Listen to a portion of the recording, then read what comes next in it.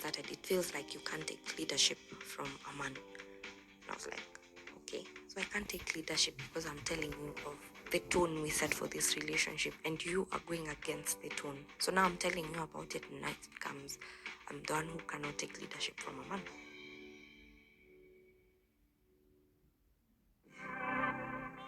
Welcome to So This Is Love, a podcast about love, the loss of love, heartbreak, and the meeting of self.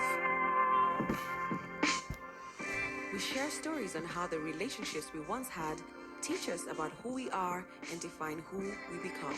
And maybe through these stories, we can answer that age-old question. Is it better to have loved and lost than never to have loved at all? So, this is love.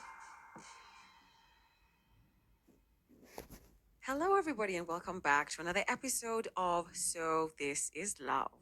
Today, I am joined by the sweet and soft-spoken Sophia, not her real name, and she'll be here to tell us about a very defining relationship in her life with a man that we'll be calling today Bumpy, also not his real name. The reason that Sophia has come here today to share this story is because this is a relationship that was very defining for her. It's one that happened while she was quite young, and I must say she's still very quite young. And it's one of those relationships that even when I was just hearing the highlights of what went on in it, was that she was far too young to have experienced the kind of intensity.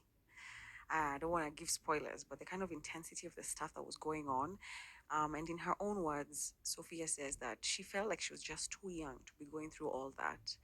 And the reason that she really wants to share this story with us here today is because she wants to be able to allow other women to be able to identify the telltale signs of a relationship that is toxic, abusive, and especially one where there is a power dynamic at play that essentially in the end put her at a disadvantage. And as we get deeper into the story, I think you'll be able to kind of understand what we're talking about.